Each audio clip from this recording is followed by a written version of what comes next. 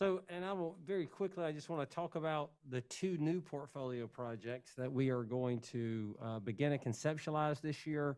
And we'll share more information with you at upcoming board meetings about how we are working on those and how those portfolios are taking shape. But again, I want to stress this is not new work, it's extension and going deeper into the work that we're currently doing. The first portfolio project that we'll be working on is the All Means All portfolio project. It's about us being purposeful, strategic, and intentional about our strategic plan. And while we've made really good progress in these first 2 years, as you saw a lot of that today, we recognize that there is still work to do in understanding why some students in our district are not being successful and are not in that sphere of success.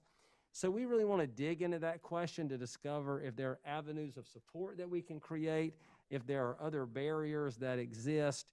And so we're going to spend some time this year really focusing on that all means all question and who's still not in the sphere of success in Lexington 1.